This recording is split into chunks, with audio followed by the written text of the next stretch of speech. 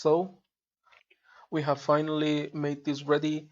We have done the decimation, UVing process and anything, and now we're ready to take these and start kit bashing and make the modular kits using these individual entities that we have.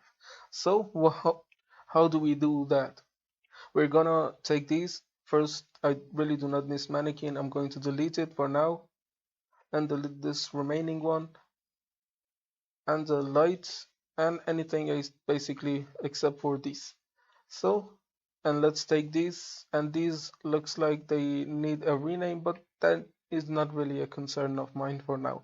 I'm not really going to worry about the namings. So take these, and these, and I'm going to export these as FBX. And let's name them doc kitbash and export as FBX. Of course, copy the direction so that I know when they have been exported to. And then also I'm going to go and open this level that we used to create the blockouts. So for this mannequin, I really do not need it, or let's keep it for scaling and things. And I'm going to save a new version from this scene. And I'm going to call it doc kit bashing, and let's name this doc kit bashing as well. So save as, and now we have a new scene in a new level and a new folder totally. So let's hide this because I do not need it, and then import the FBX file that we created, which is this doc kit bash. So let it some time to open, and now we have imported this. And what we are going to do is basically take these kits that we created. Let's take a copy from this, bring it in here, and use this one as a guide to be a placeholder for kit bash files that we create. So we're gonna take individual planks and fit them inside here to create a new advanced version of this one. And for that, I'm going to go into this filters and this select option that you see activated so that you can make this unselectable. And before that, I'm going to make it wireframe so that I can see through it. And let's find it in here, and you can deactivate this select mode so that whatever you do, you're not able to select this.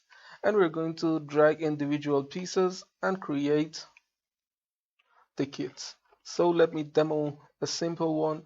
For example, I'm going to take this and bring this. You see the pivots on all of these are off. I'm going to select all of them, and using this Maxiv interactive tool, I'm going to hit quick pivot so that all of the pivots go to the center of their own object. And now every object that I have selected, the pivot is in here.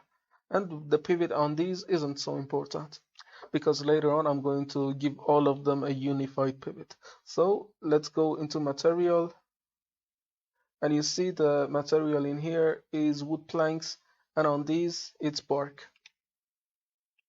And these are really important because I'm going to demo this. We're going to create kits using these and then bake this inside Substance Painter and then bring back the texture so that we can texture these. And this is why I'm choosing to first create the kits and then texture these. It doesn't really matter, you can texture these first and then start kit bashing, but I prefer the first way. So let's take this, and I'm going to bring this and make this one. And this below kit is going to act as a guide so that we do not protrude or do not do anything stupid. So let's rotate it to use other way as well, and you can do a rotation in here, and this rotation thing is very powerful. We created the kits in a way that every time we rotate to a degree we get something new, and this is very good. And you see from the same plank I've taken two completely different versions of the same thing.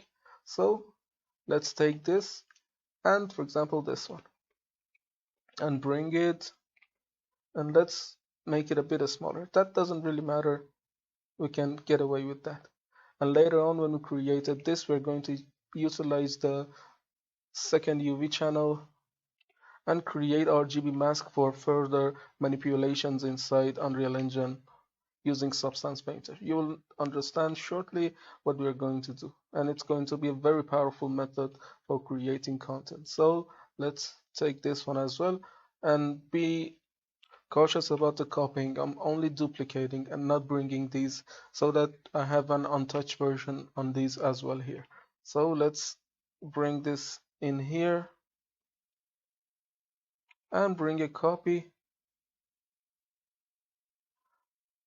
or I can bring these over in here and use this as a piece on this part. And for this one, I can either let it be or simply select these parts and delete them.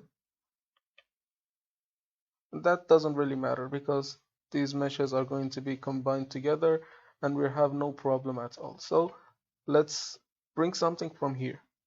We're gonna be a little bit smart about it and use one of these so that the demoing will be a lot richer. So take this one as well and bring it to fill this gap. Okay, and now we are left with this. Let me take this one and resize it just a bit. Okay, and now we have only left one thing, and that is filling this gap in here.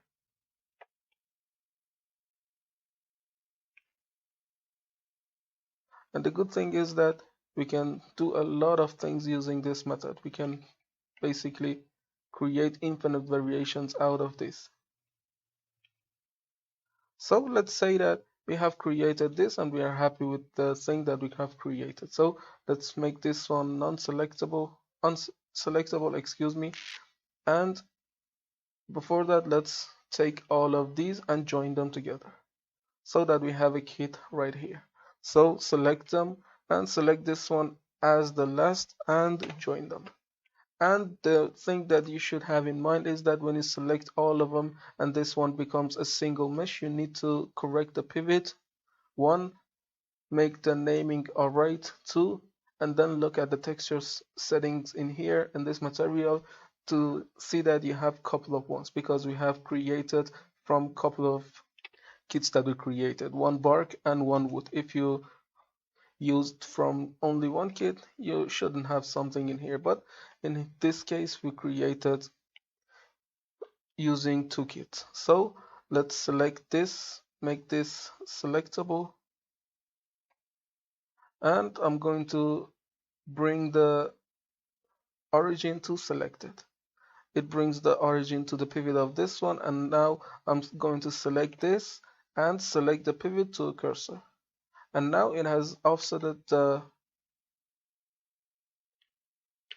pivot on this one so that when we selected the pivot is the same pivot as the blockout pivot. And this is really crucial in content creation. You should have the pivot, the materials, and the naming convention untouched throughout the project so that you don't get anything wrong or anything bad basically. So you see, when we move this around, the pivot is in here. So now that, let's say that we have created a lot of kits and we are happy with them, and what we are going to do is open up Substance Painter for now. Okay, this is Substance Painter untouched. Let's hit new, and in here we're gonna fit the same FBX that we exported to Blender. I mean the FBX that contains these files.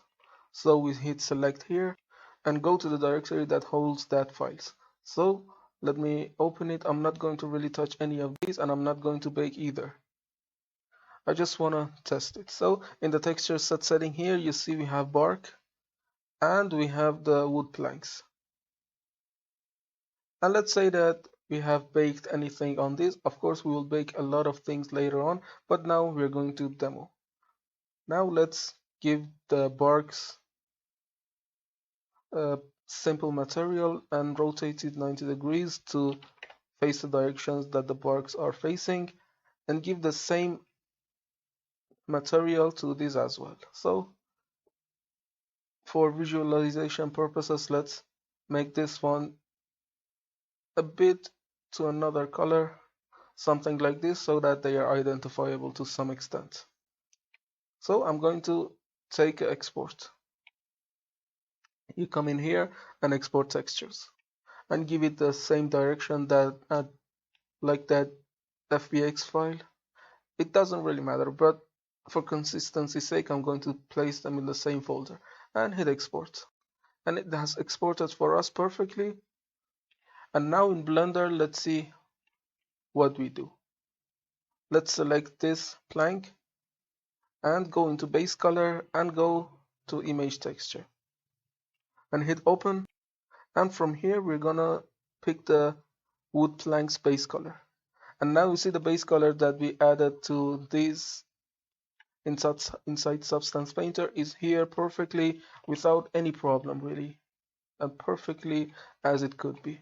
And let's select this one as well and give it the same image texture, open. And now I'm going to select the bark base color. And now this one is also working as well quite right, without any problem really. And now the beautiful thing is that if we go into here and look at this, you see these have been textured as well because they are sharing the same material as these. And this is really a powerful thing about this, because if we wanted to make all of these unique, we would have been forced to create a lot of individual textures and texture sets, and it would really blow out the whole thing, and the performance is going to drop really dramatically. And because we are repeating from the same texture set, we are not really getting any texture loss or anything. Suppose that we wanted to make a simple texture set for this, we would have placed all of this data into a 0 to 1 UV space like this. You see, if I go to the UV space, we would have to place them all inside this single 0 to 1 UV space. And that would have caused to a lot of texture resolution loss. And let me see what I'm telling. Let's go to UV Toolkit and give it a 1024 by 1024 texture set, and select this one as well and give it the texel density tag. Check our pattern.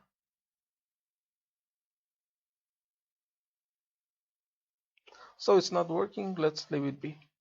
And let's see how from the texel density these are using, because these are repeating from the same elements repeated all across.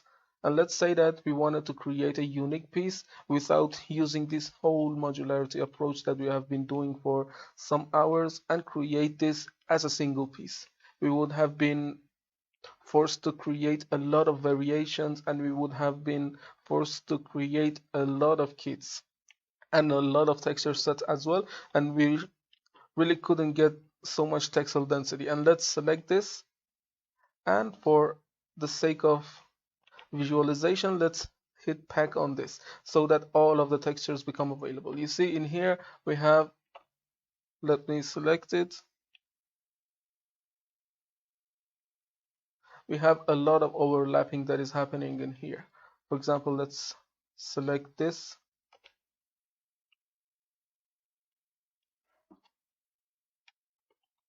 and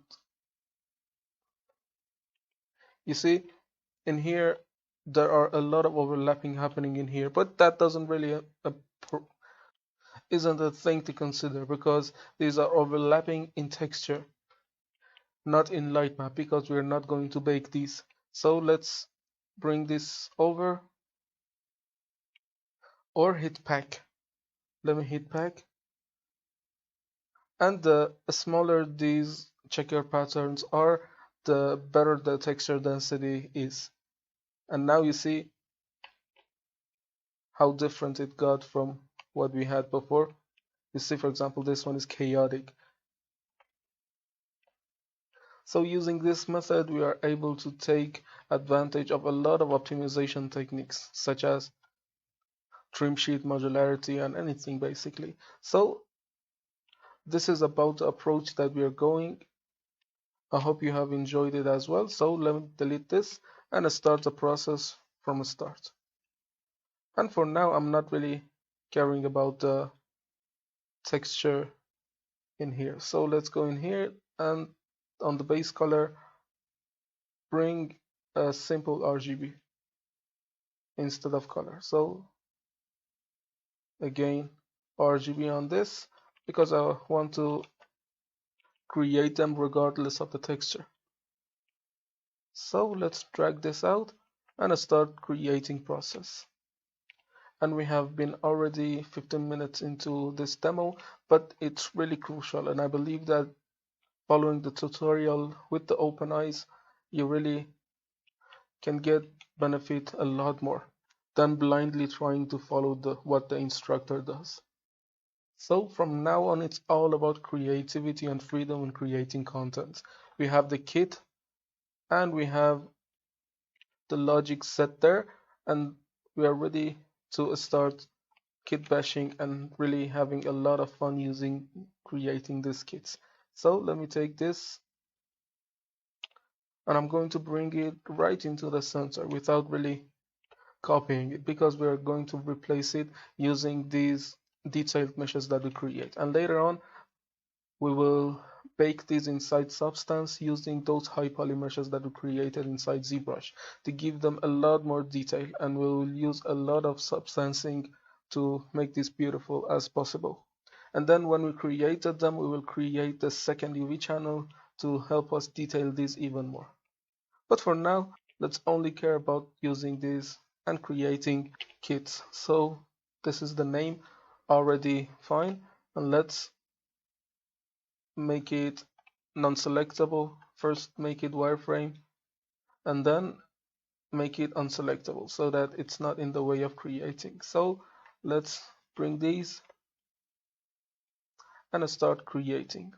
I'm going to first bring this because it's really fitting with how the whole thing is, and I'm going to make it just a bit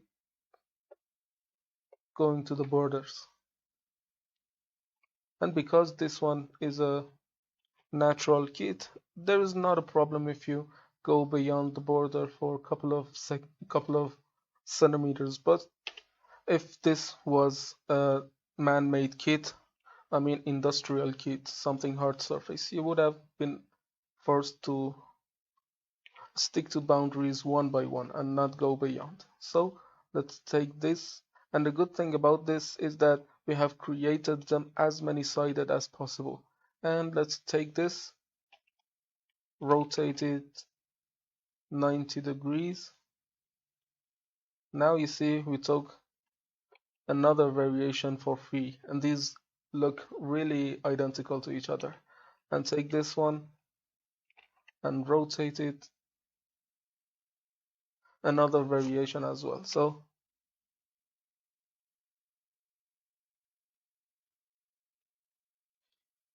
let's take this and rotate this one as well. And this is another variation. And try to make them as many-sided as possible so that you really get a lot of variations for free each time you're using this.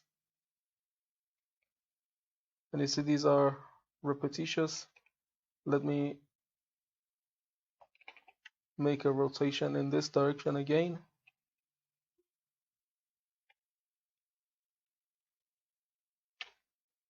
And another rotation in here. And you really are not forced to make these flat. You see in here, try to introduce a bit of variation in anything that you see. This is a natural kit, and it's not really a problem if you start to create a lot of variation. So let me delete these or this one and bring it here and start using from these as well. And remember, you should take copy from these, not bringing them right into here. We want to have a backup so that we can also always take something from that. So let's take it, bring it up, and we can also use the bar kit that we had in here. This one is useful as well if you want to make it more beautiful. For example, adding a bit of a storytelling, bringing this bark in here to convey a message that this have been broken and they have been replacing it with a bark to make it workable.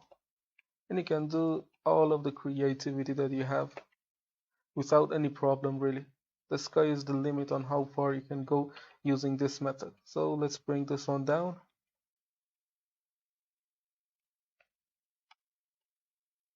And bring this one over into here. And when we created these, we will start to create variations as well. So let's take one of these, for example, this one. And let's bring it in here and start to hand place it in here to cover this gap. And if we rotate it, we will basically get another variation for free. This takes a bit of planning, but it's really worth the result that you're going to get. So I'm not going to use these areas that are protruding. Let's go to select, and I'm going to select these, Control plus to go beyond, or let's select something like this and delete that. And because the player isn't ever going to see this, it's going to be hidden under a lot of things, and that is not a problem really.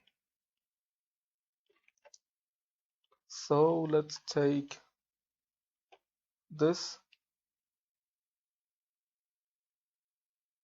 and bring it in here.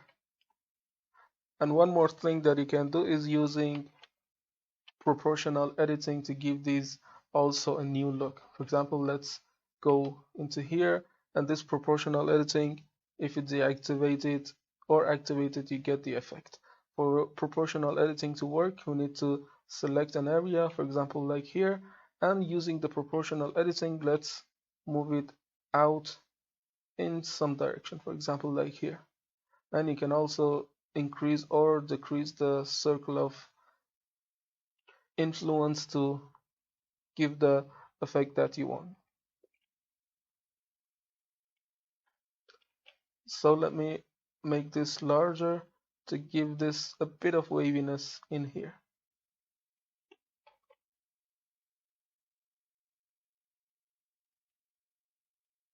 And also bring this up to be as the same level as these, and make this one a bit flatter.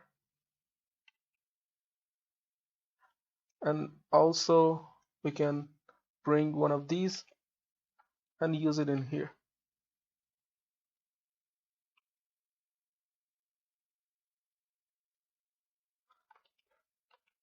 And as long as you're staying in between the borders, really you can do a lot of things without any problem. Just try to stay in borders. That's all. So make this a bit smaller in the X and bring it in here. And let me see what we can place in here to cover this area, and that is it.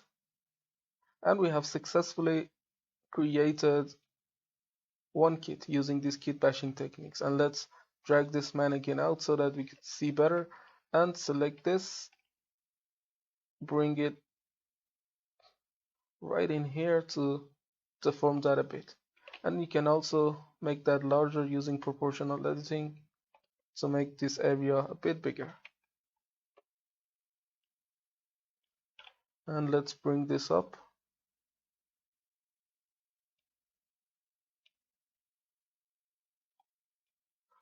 Okay, we have created one kit, and of course you should have in mind that these kits are not only in X and Y. You see in here, now we have only treated the X and Y in the border. But if you look in the front view, let me make this selectable, make this kit selectable,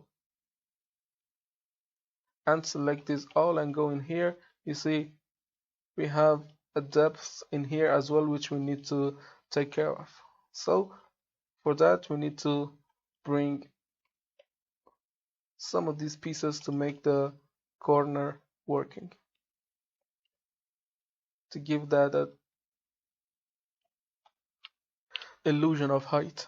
So let's select this and bring it down in here. And because these areas are not going to be seen by the player, we are not going to detail them so much, but you get the idea. We only need to make that work.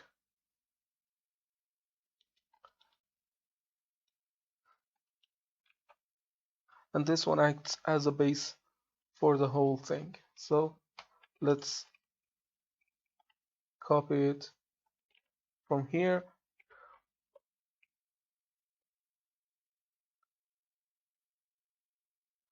and place it in here.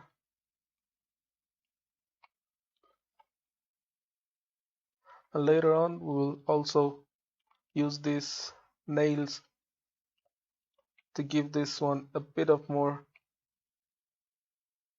detail as well. So let's first bring this over in here and now duplicate it to the other side.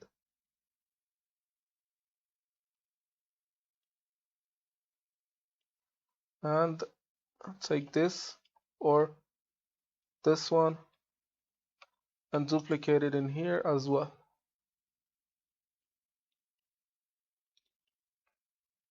And now what we are going to do is selecting these bolts and screws, or the better word, nail, and start to place them on these areas that we have to give them a bit of more detailing, to add a second touch of detail. But these are relatively small entities and not going to be really seen by the player very much, but to add a bit of detail, we are going to make them present here. And we are living in the area, in the era of nanite, so let's give this as much detail as we could. For example, they have been stitching these parts using these nails. And make this one also smaller and place them on the areas of connection. For example, in these parts as well. You do not have to do this. I'm only going to do this to add some layer of added extra detail. So let's take this as well, bring it in here and try to make them as random as possible and try to offset them in X, Y, Z, give them rotation and anything to make them look natural. For example, on this one, I can rotate it in this direction to give that a bit of more extra detailing. So let's take this one as well.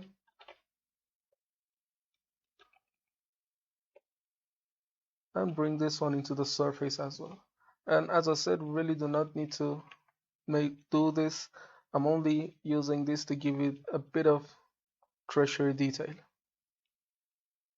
We have the big stuff, which are these, and the medium stuff, which are these cracks and crevices and things like that, and these are the small stuff that we're going to add into these. So again, let's bring them in here and start to place them randomly on places that makes the most sense.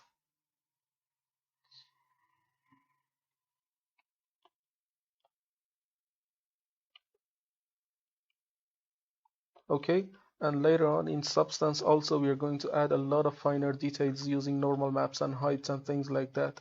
So bring this into the next level, and we are going to add a lot of dirt and grime to make this go into the next level.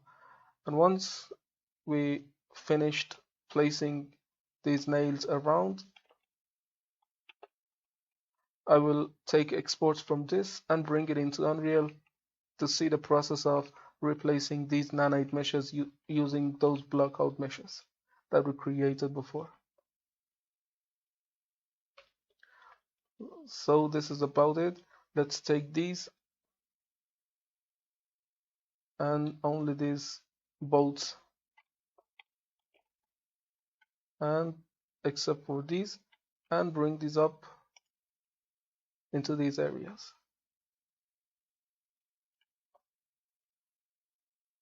And let's see, there's a bit of work to do on some of them, but most of them are going to stay in their places. Let's bring this up and make this one visible as well. So this one as well. And there's one more thing that we can do is placing these and bring them in here. So this is about the first kit that we created. Let's go to see what we can create. So let's look from here, and this one is protruding a bit. We're gonna make them, bring them in here, and let's inspect it to see if there's something that we can do. Okay, it's all right. Let's select all of them,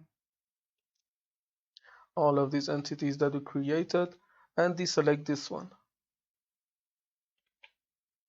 holding down Control and selecting on it.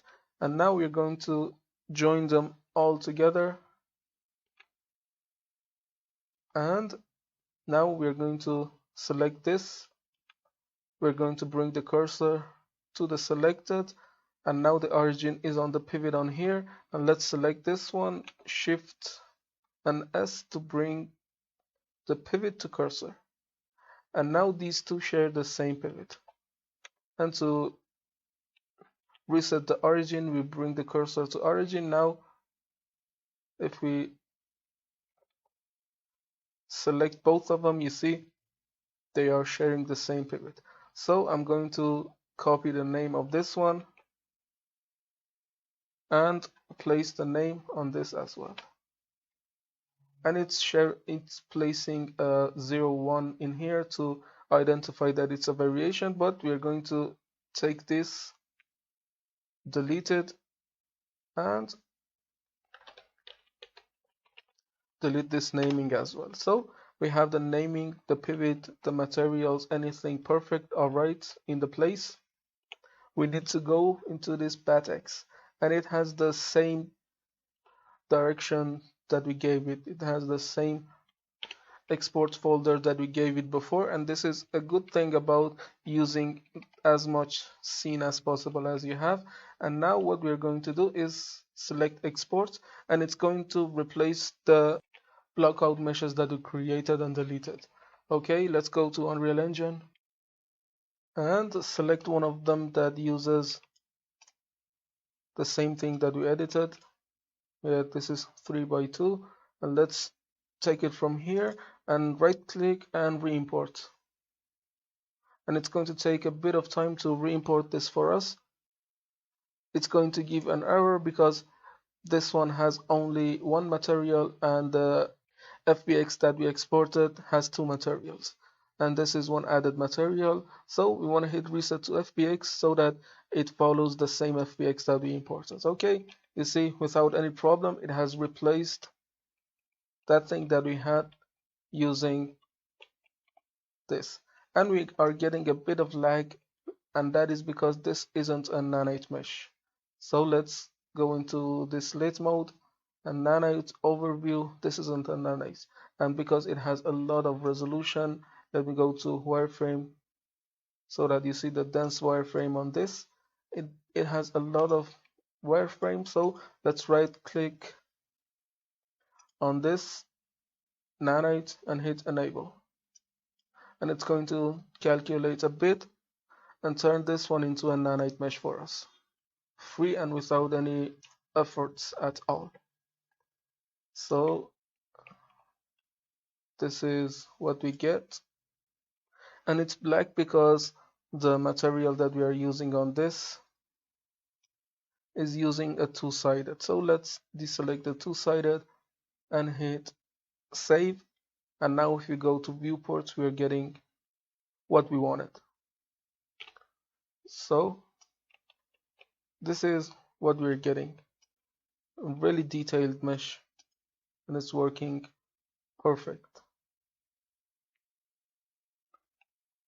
And these things that you see here repeating over and over again, really do not care about it, because later on we're going to create a lot of variations to make this non-repeatable, and one of them is getting this one and scaling it in -x to -y, and then placing into here to break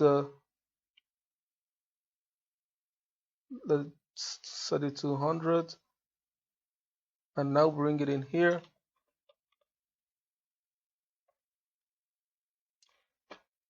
and you see in here it has now added a bit of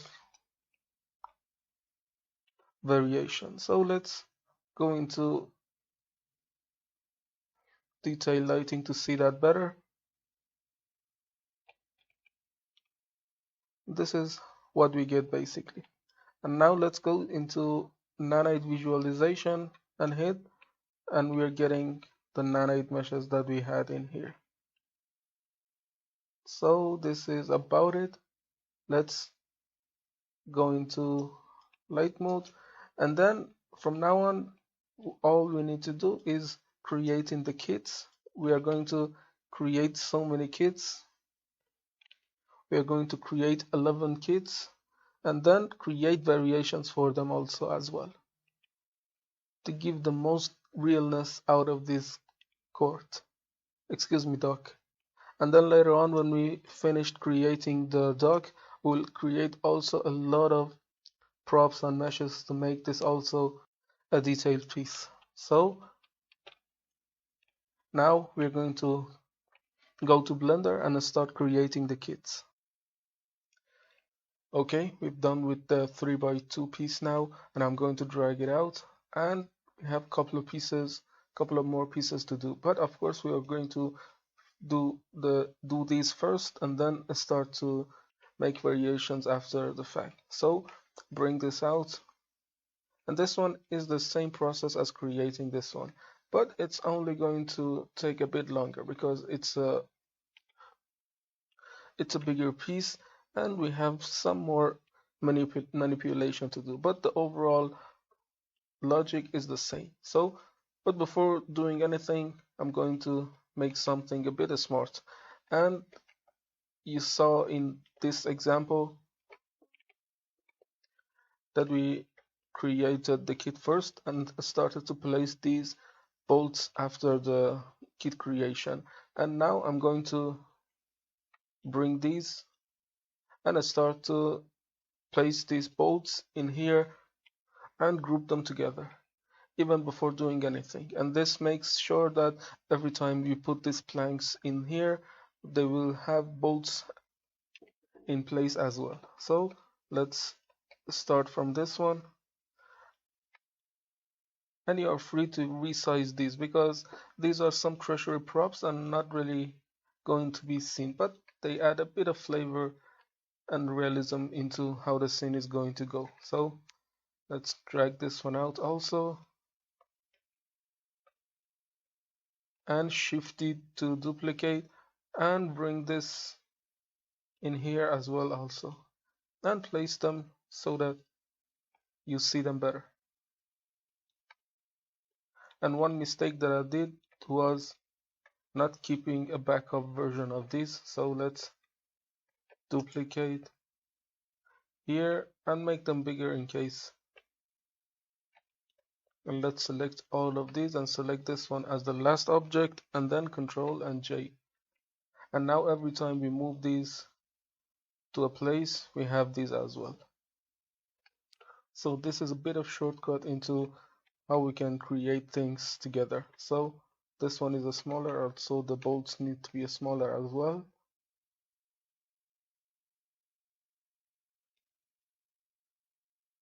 And let's bring it here. And this nanite creation method really helps us achieve a realism level that was impossible before. And you're going to see how nanite really changes the game creation pipelines in near future. So this one is here, and also we need to place the bolt on these sides as well to make sure that we support both sides of them. So it's a bit of work to do, but it's going to be worth it in the end. Select them and join them, and this one we've done it. Let's drag them into the side and bring them in, and you're really free on how far you can go about creating these kits. You can even start to create a lot of bolts, a lot of content,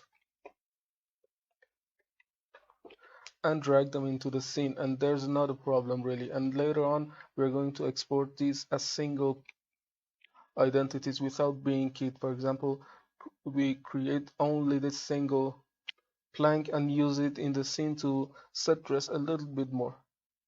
And you see, this one is a low poly version of the mesh that we are going to be importing into engine, but it has a lot of crevices, a lot of cracks, and a lot of edge breakups that makes it look high poly even without applying any maps to it. You see, it has a lot of crevices, and this is really how beautiful nanite takes care of geometry. And the poly count and considerations of that nature become really a thing of the past, and really powerful on how nanite is supporting geometry. Of course, nanite now doesn't support foliage and some other mesh types, but in the future I believe they're going to fix it. But already a very powerful technique and a game changer really. So let's select these ones as well, and select this one, Control and J, and you need to select something as the last object to get the pivot, get the name, and also get anything from that. So let's drag this out and bring this in. We only need to bring this up a bit and give them a little bit of a spacing.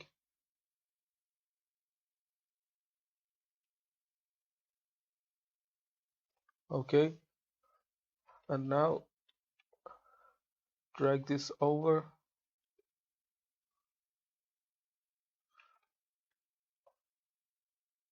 and make it look like something like this. And select these and this one as the last object and hit Control and J. Okay. And these two, because they are relatively thin, we're going to make it a smaller and only place one bolt in here. Okay, this is about it. Select this one holding down Shift and click and bring this over. And this one also is relatively a small plank, and try to add as many variations as you can. For example, instead of dragging this and bring it right away to the top, give it a little bit of offset in every direction so that it becomes a bit more natural. And as I said, break those straight lines that you see in games and add a lot of curves and things to them. Of course, on this instance we need to bring this down just a bit. Let's disable the proportional editing and this one needs to go down to make sure that it sticks to the surface. And when we try to add this into engine, the ambient occlusion, the lighting, and everything will make them work perfect. And this one is extra, we need to delete it. So we added the bolts, and now they are some kind of a two-layer thing. And let's select them, isolate them, and start selecting this, for example. Select it and invert the selection so that we can take these and rotate them 180 degrees and bring them in here. We only need just a bit of offsetting these.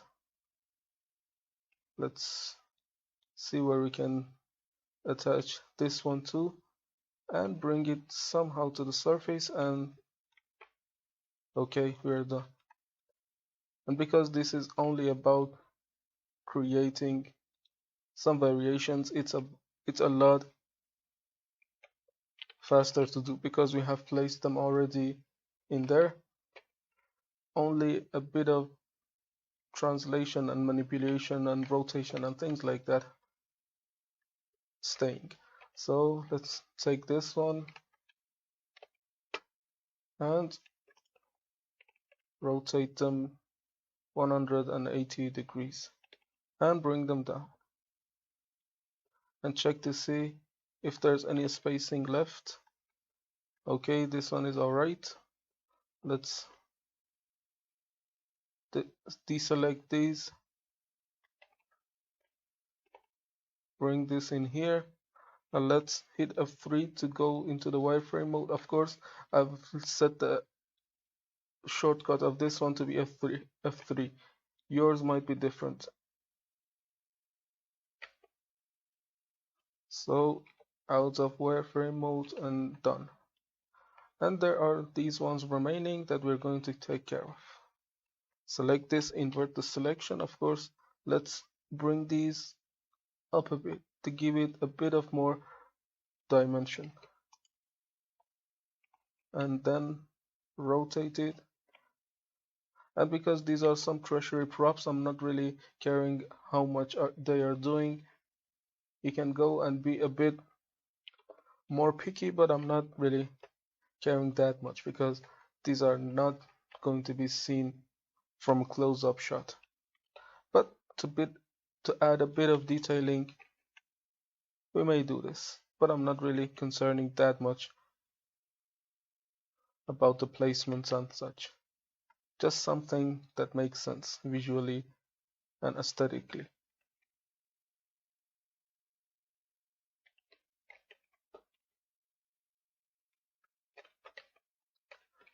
And because this bolt belongs to the same texture set as these woods later on in Substance, we are going to have an easier time texturing these because the bolt is from the same family, is from the same texture set, I mean, and we're going to bake them together. So let's take these and bring it right away in here, and let's select this one also and bring it down.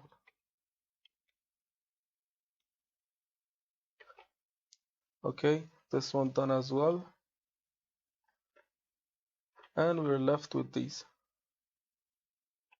which is a bit easier to do because it's only a couple of ones.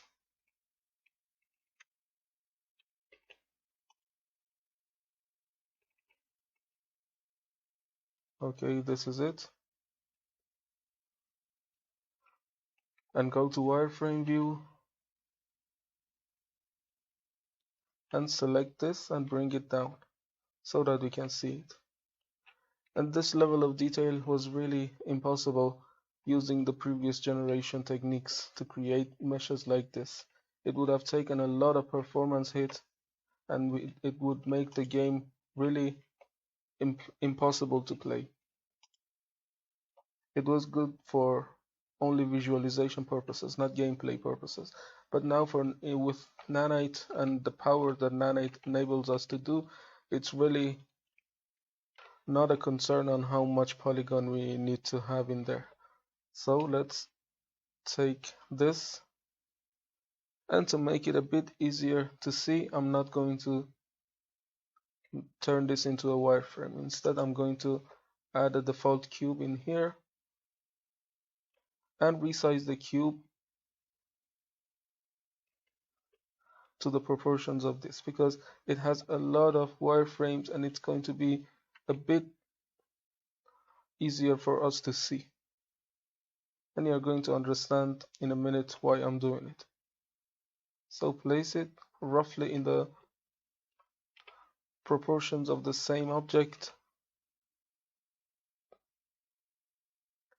from the three sides as well. So let's drag this one out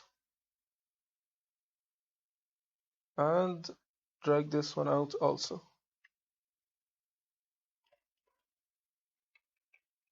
And we need to make it perfect because we are not going to go out of the boundaries. So let's fix this as well. And only this one remaining. Okay, we're happy with it. And I'm going to bring this back. And now use this one as the border on how far we can go. For example, let's suppose that we were going to use wireframe on these to make them visible. You see how easy to look this one is and how hard to look this one. We have a lot of wireframe in between and we really are not going to see what is going on. So let's select these and bring the wireframe back and drag this one out just a bit. And let's make this one unselectable. Let's find it in here. First go to wireframe mode and make this unselectable so that we know where the borders are. And now what we are going to do is bringing these in and start to make these and kit bash them using the existing kits that we have in here. So let's go a couple of steps back and make this one selectable. And now select these and go into the focus mode, which I'm using from the Machine Tools add-on. So we have no barriers in the view and we're ready to go. And let me drag these ones also as well. So let's start with this one, and always remember to use Shift and D to duplicate, not bringing the whole thing out. So I'm going to bring this up just a bit to make it in the same level as the previous kits. And I start to take the kits and just a bit of translation needed. You just need to move some things to make it right. So let's take this one. We can also do some rotation to make this even more man-made. So duplicate this one out and we can bring this one out and use this one in here instead.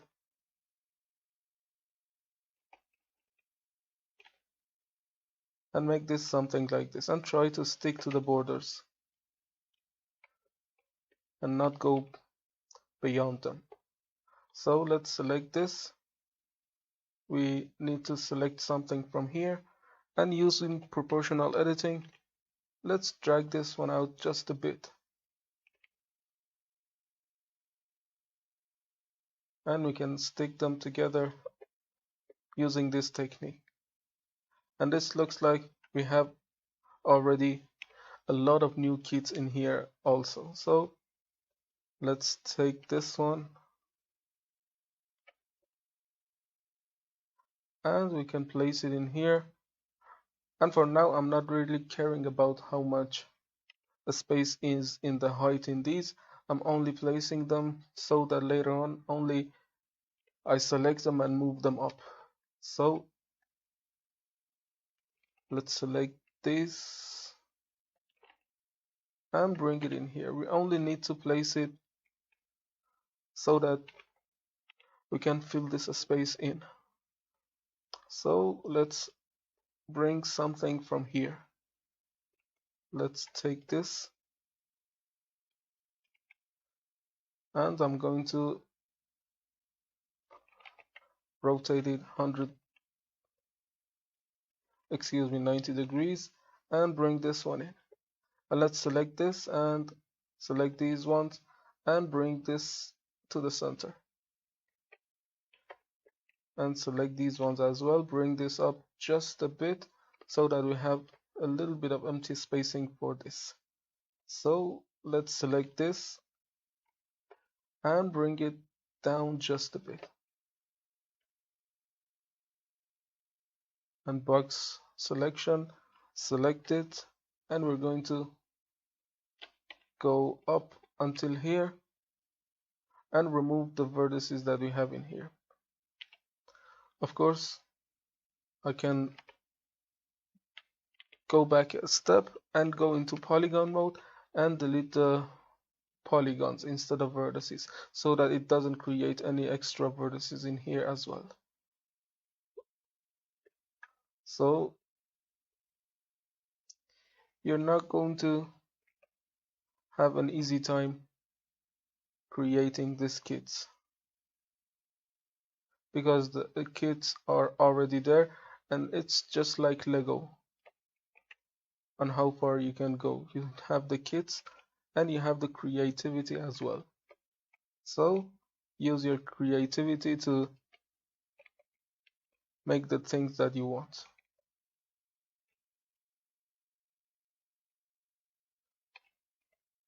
Let's select these and bring them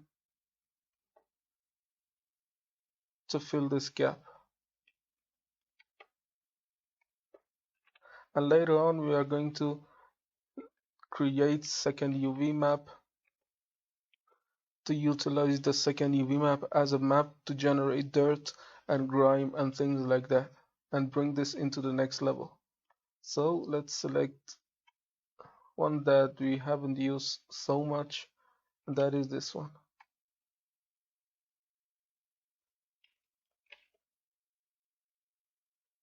Only try to stick to the borders and do not go beyond. And we can bring this one here, and because we have used this one in here, I'm going to rotate it 180 degrees.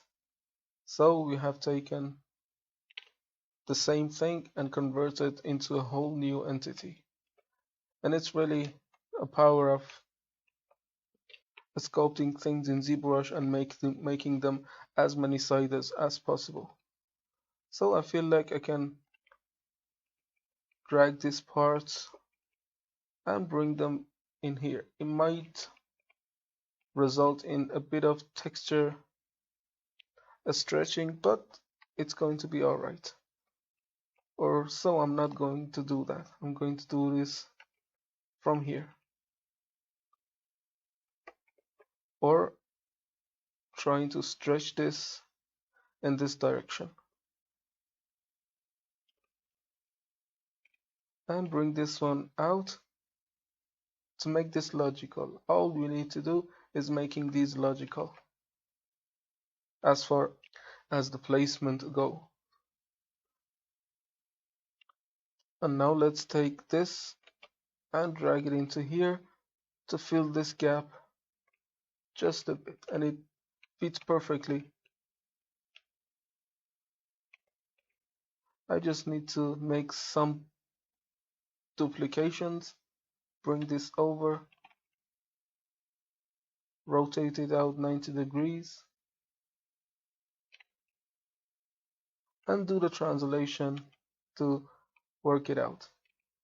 So now instead of rotating in that direction, I'm going to rotate them in Z to get a perfectly new variation as well, and try to displace them and make them not so CG looking. For example, rotate this, and make all kinds of displacements to make them look man-made and natural. So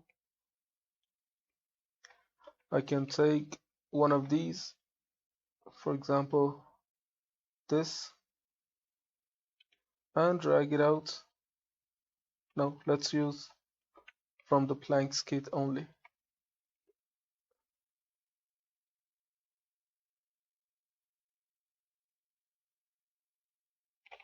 And let's rotate it to make it unidentifiable to this. And we can do something beautiful.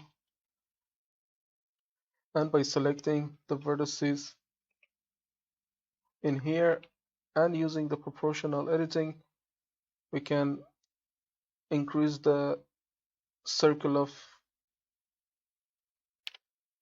increase the circle of radius and bring this down underneath it.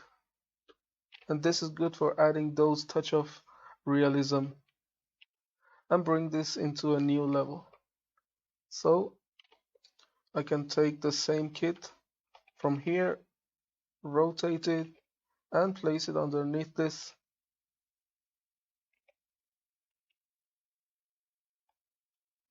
To fill this space even more.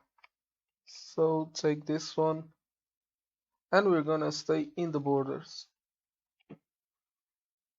And you're good to go as long as you stay in the borders and you have real freedom inside these borders.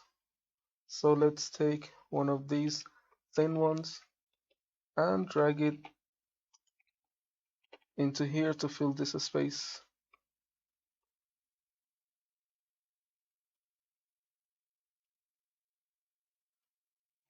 So just a bit more remaining, and then we're going to displace these to make them as the same height as this one. So let's select this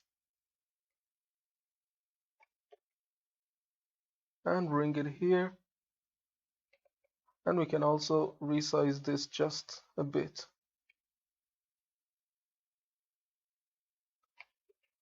Okay, and it's perfectly like Lego.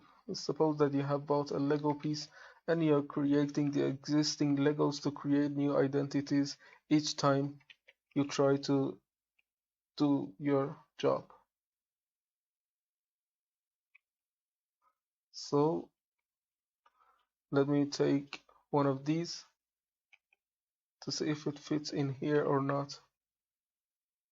Yeah, this one is alright. And the height is okay. Let me drag it in here a bit. No, this one works. And go in here, select the vertices, and go and delete these polygons.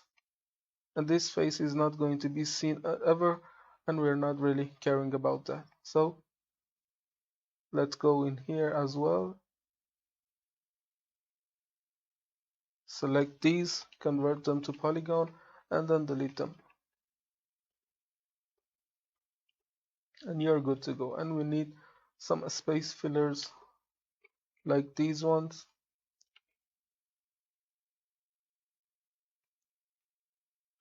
Okay. And try to place them in here to fill this space just a bit. And now what we're going to do is selecting all of these, not this one and not this one because it's already on the top.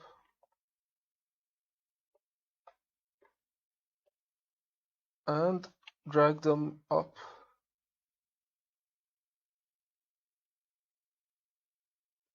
Okay, now these are matching the same heights as the previous kits, and now what we are going to do is dragging these and create a frame for this. This is an optional thing that you can do, but it's a good thing to do so that we have a bit of more realism on how far in reality we're going to go. And this is like really what happens in nature, and we are emitting the nature, and it's a good thing to do to add a bit of touch of realism into your scenes. And as I said, it's an optional thing that you can do, but doing it is alright as long as you're staying in the borders. So this one is alright, and let me take this one and we are going to delete it. So let's go back, and now we're going to bring this in here, but before that I'm going to select what we have in here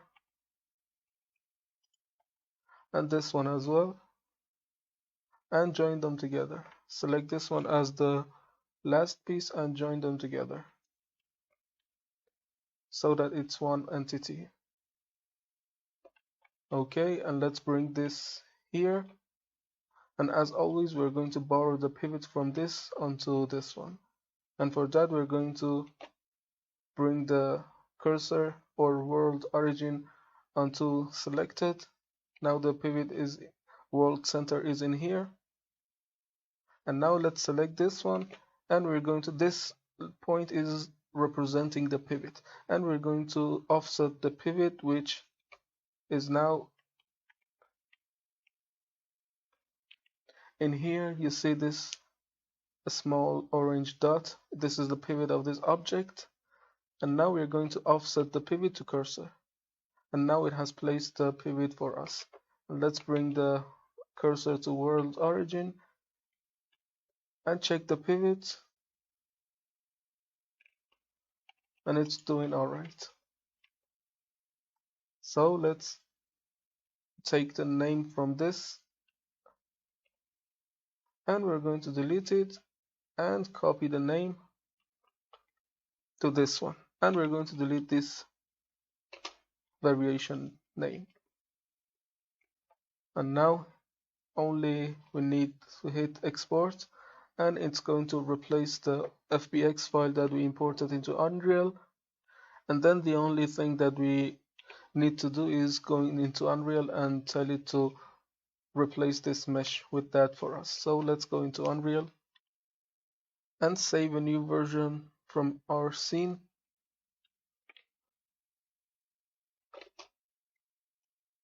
And I believe this is it. Yeah, this is it.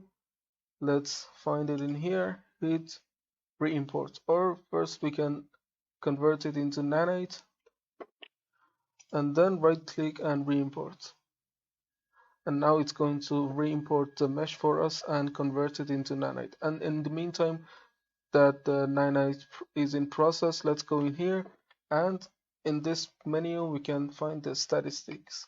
So let's isolate this, and you can see that we are importing a mesh that is roughly near to 1 million polygons and triangles. And suppose that we didn't decimate these meshes into ZBrush. Now we would have taken a mesh that is nearly 50 million polygons or something like that. So the power of decimation. And now again we need to reset this one to FBX, and now it changed the mesh for us and it's fine. And let's go into detail lighting to get rid of every color that we see in here, and let's look at this to see if there's any variation going on here. The repetition is obvious, And we can do, for example, because this is a square piece, we can copy it in a lot of directions without getting any problem. And you see in here, the repetition is gone using this. And it's a good idea always to use a square pieces instead of rectangular pieces like this, which is 3 by 2. Using a square pieces is a lot easier to give this a simple rotation and get rid of any repetition. So let's take this one, for example, and bring this over, and it's identical. Or let's make this one -1 to invert it in that direction, or -1 in here as well.